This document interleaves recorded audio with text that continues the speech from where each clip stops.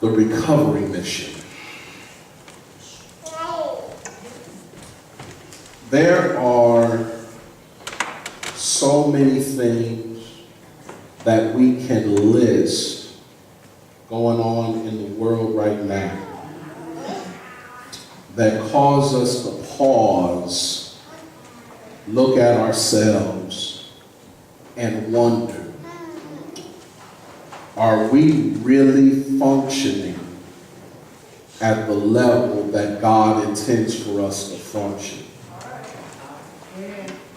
The reason I raised that thought is because for most of humanity, we have a tendency to pass the buck to different people, things, and entities as to why we might be going through what we're going through.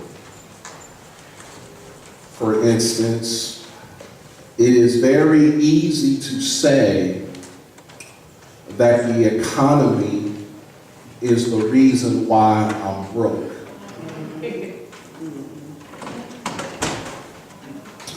When actually, for some folk, the reason they're broke is because they didn't know how to manage what they had in the first place. That's right. That's right. I'm miserable because this person's around me every day. When the truth is, you were a miserable person before anybody got around you. I don't have any friends because nobody understands me. But the word teaches us that if you want to have friends, you got to present yourself as friendly.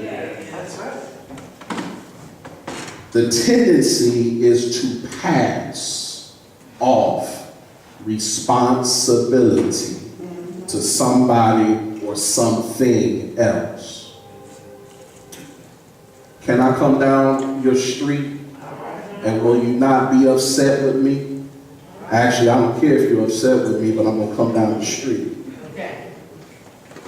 The things that we care about most, that are constantly under attack by the enemy, we feel powerless because we don't know how to access the power of God that rests within us.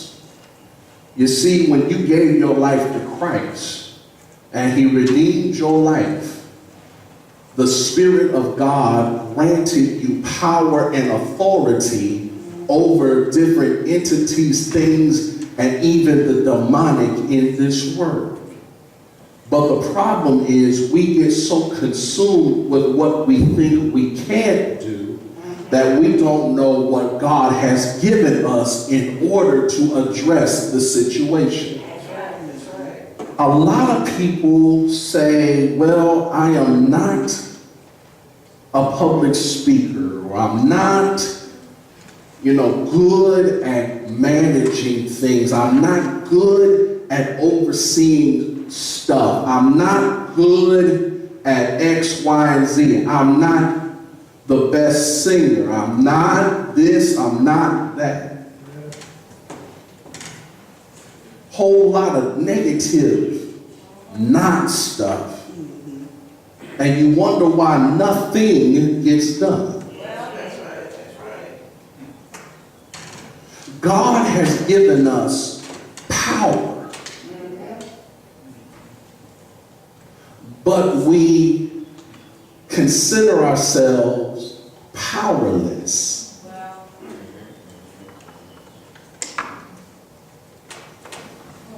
He redeemed us, but we act like we're still in prison. He gave us authority, but we act as if we're a visitor in the places that God has given us. And then we watch TV. and we watch the news and we get depressed because we see the result of people not accessing the power of God.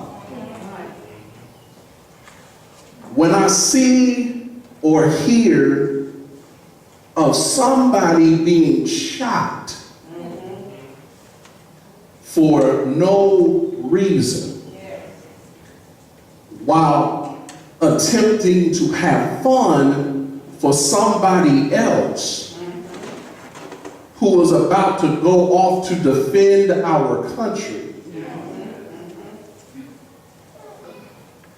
powerless people.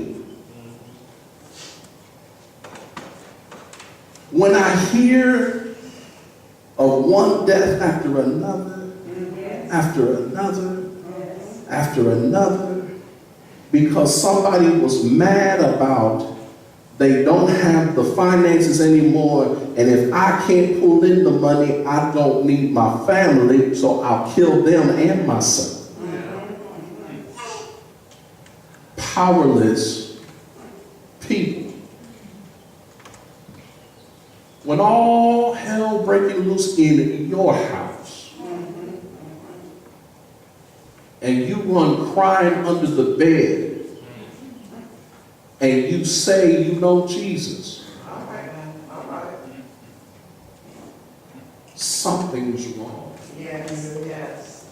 It's time to take back what God has entrusted to us. The Bible says the kingdom suffereth violence. In other words, it is moving. The word violence is not in the negative connotation. If you do this, that's violence. The kingdom moves. It suffereth violence. It is moving. And the violent or the moving take it by force.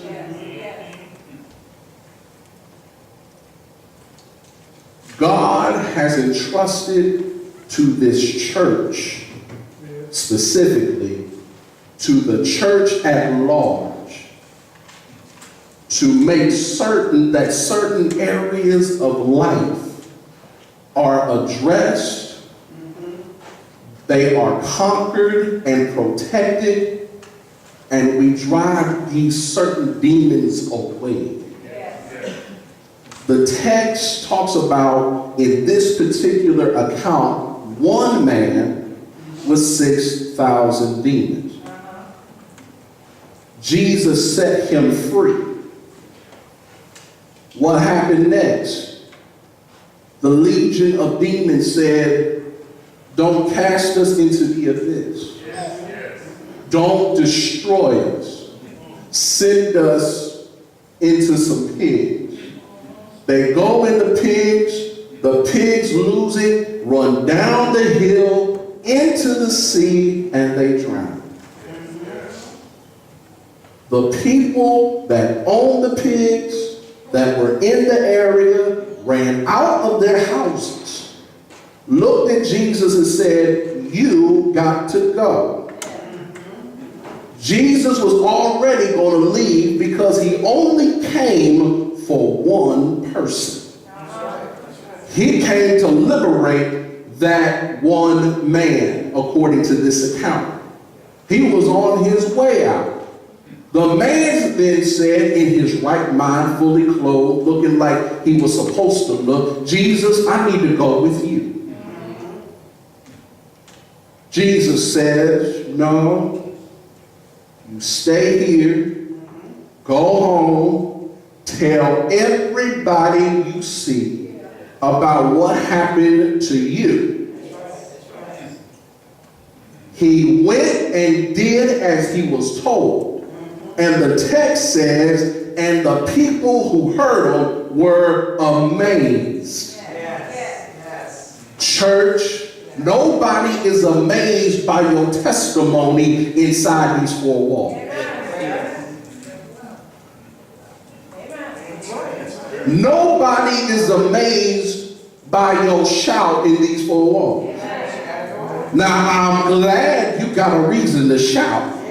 I'm glad that you may want to cut a step or two. But after you done sweated your perm out, there's no amazement to that. The amazement is of those who don't have a connection with God, hearing about how He delivered you. Folk don't know how real God is until they encounter you. You want to take back certain things? Folk got to see you by the Spirit of God at work outside of here. I shall recover what? You don't got to recover nothing inside these four walls. This is God's house. It's already settled. It's already set. Everything in here is already set. This is not where the ministry is. The recovery mission is outside. Yes. Folk aren't dying in here. They're dying. Folk are not confused in here most times. No, they're confused out there. They're wandering aimlessly because they don't know who they are out there. And here, you more than likely know who you are, whose you are. And you're being empowered to continue to tell somebody about who you are, whose you are. That's what's going on up in here. But how are you going to recover out there? Okay. Or what is it that we have to recover? There's 4 areas of recovery. Number 1, your house. I know I wasn't going to get a whole lot of shouting off of that. Yeah, I'm coming dead to your house. There's some demons. We said when Legion spoke through the man, Legion spoke as one, though it was 6,000 separate demons. Y'all back with me? 6,000 demons, but they spoke as one. My name is Legion. That's all singular. For we are many. Plural. Look at some of this stuff coming up in your house. I don't need to be in your house. I can tell you what's coming up in your house. Here's some demons that sneak into your home. You got dissent. You got disrespect. You got low self-esteem. It may not be in your house, but it's in somebody's house. You got infidelity. You got abuse. And here's a big one, pride. Just all up in there. Sitting and chilling, waiting for you to do something. See, here's the interesting thing about the demonic. Sometimes it doesn't move. It'll just sit. It'll post up right on your wall, in your bedroom. Not move or nothing. Just like this. It won't jump on you, won't kick you, won't stomp on you, just chill. Then suddenly your child starts talking out of turn.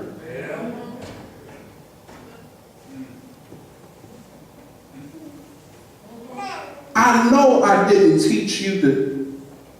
So y'all don't want to talk back to y'all. Okay. Then suddenly your spouse starts acting crazy.